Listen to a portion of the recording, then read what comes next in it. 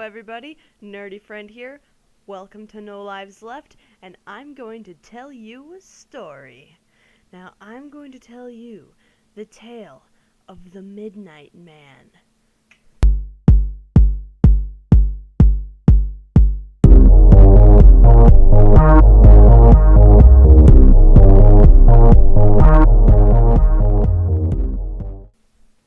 Now, the Midnight Man, it was actually kind of tough to try to find. I'm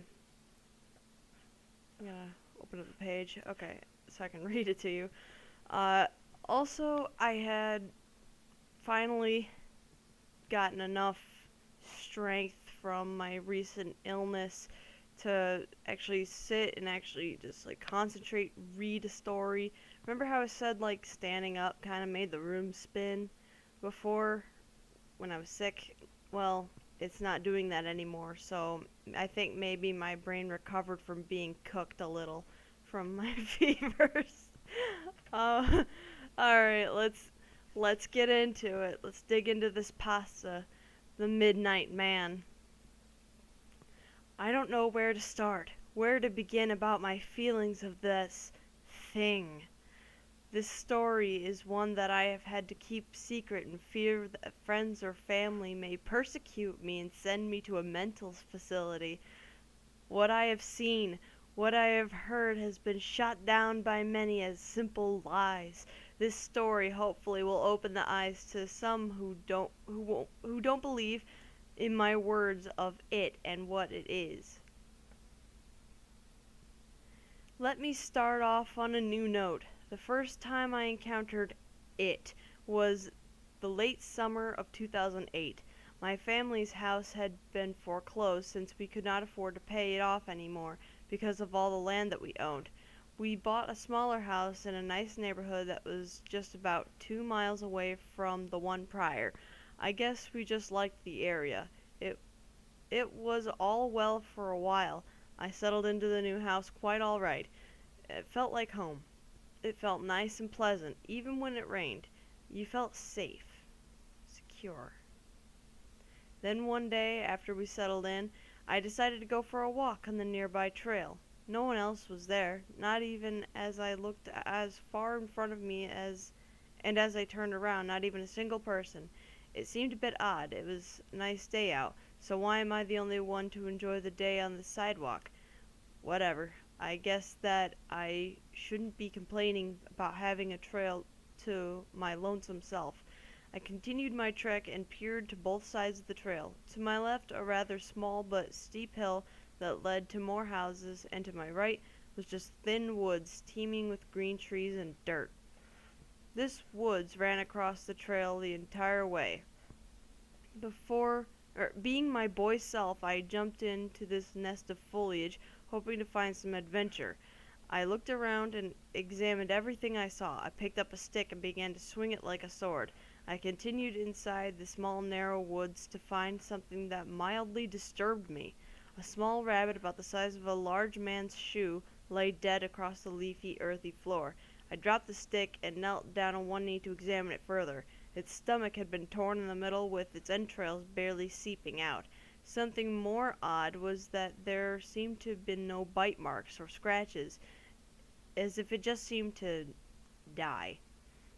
Then a weird feeling in the back of my head entered, a tingling feeling. It didn't hurt, it was just very irritating. It made me want to just hit my head against a tree to make it stop, but even as a child I knew that was foolish. It didn't feel any more adventure. I didn't feel any more adventure in me after the rabbit, so I trekked back home and ate supper without informing my family of the rabbit. The next morning I woke up to hear talking downstairs. My mom and my sister were talking about something on the deck. I woke up and looked to my mom, who had a disgusted look on her face. "What's going on?" I asked in a worried tone. "I think an animal left some of its lunch on our porch."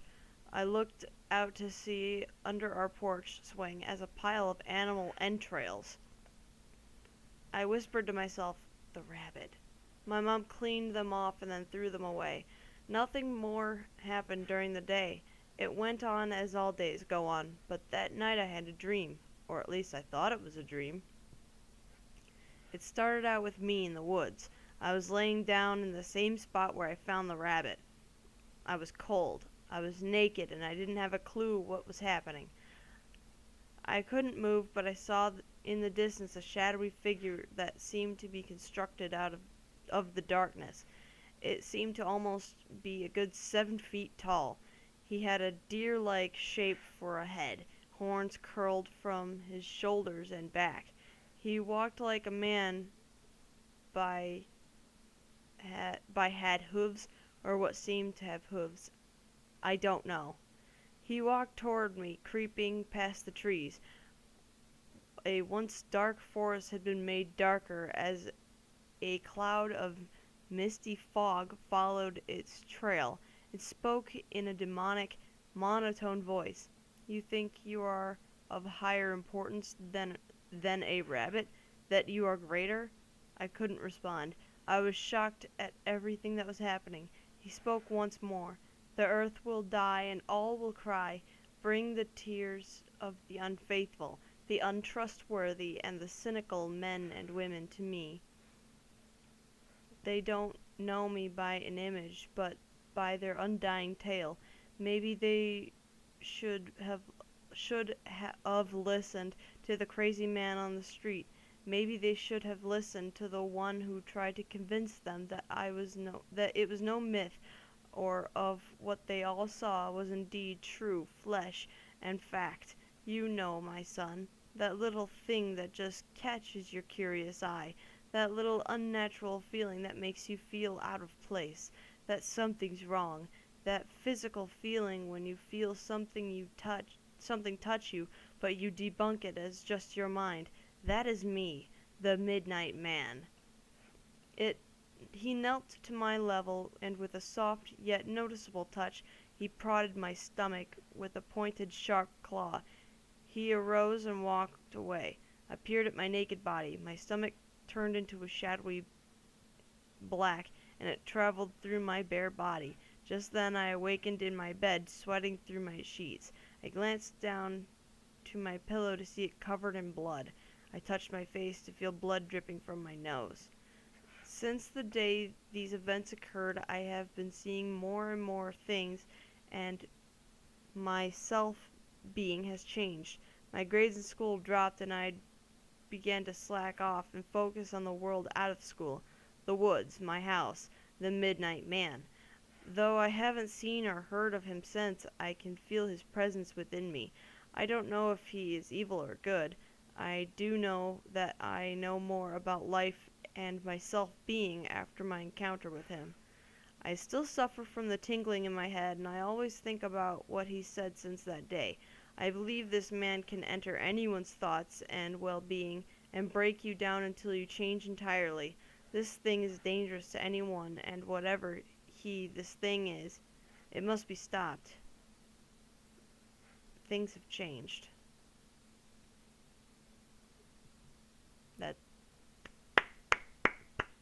That's the story of the Midnight Man. I'm not quite sure what happened there, to be honest. At first it started about a rabbit with a slightly torn stomach, then its entrails on someone's porch, and then all of a sudden he pokes the kid's stomach and now he's possessed. I don't know what just happened, really. The events building up seemed to just leave you there. I kind of had a hard time reading it. In case you didn't notice that, I was having a little bit of trouble there. I like what it was talking about as far as like I am the well-being, I am the woods, I am the crazy man's thoughts, shit like that. That was neat, but just the events building up to that moment just kind of lost me. Did it lose you? Because I know for sure it lost me. There was a few moments where there were spelling mistakes, not a big deal. It's something that's always there, as I've come to realize like every single time I've read a story, there's always spelling errors. I've just kind of like, alright, whatever, I quit. But I'm very glad, pardon me, I'm very glad that I didn't find any unnecessary caps lock. Um, when the person wanted to use emphasis, they used italicize. Thank you. Whoever wrote this, thank you.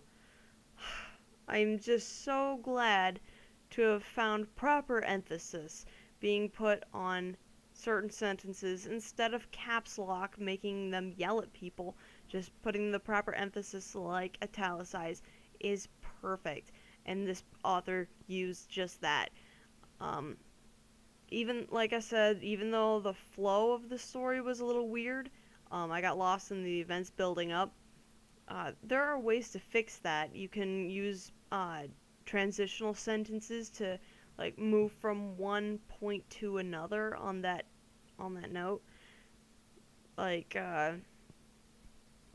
with finding the rabbit and then getting that weird tingly feeling in the back of the kid's head. Um, that could have been transitioned better. Um, it'd be hard to do, but it could have been done a little better. Uh, I felt like more detail should have been put into it overall. Like, what makes the Midnight Man the Midnight Man? You know, like there's like a game that's come out. It's called the Midnight Game, where you summon this Midnight Man, and honestly, I've seen the game. That's what got me intrigued in the story. Uh, I did not see any kind of correlation at all with the Midnight Man and the Midnight Man game, or Midnight Game that's supposed to summon the Midnight Man. It doesn't make sense. And you gotta survive until like 3 something in the morning. It had no correlation. I don't know if it's talking about the same thing anymore. So,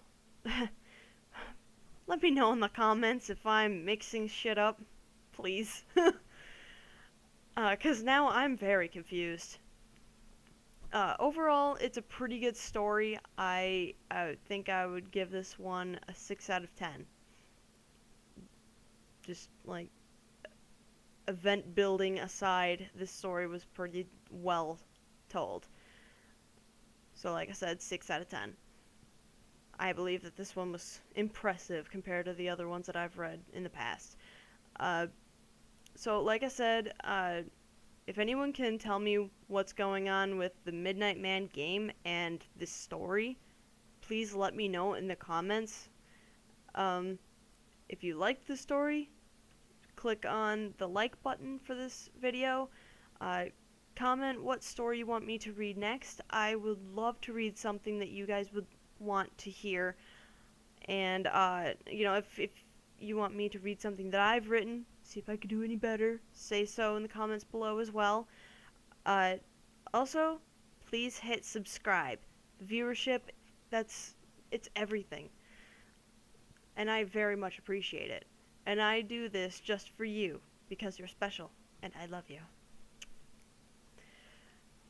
Well, with that, I will see you next time.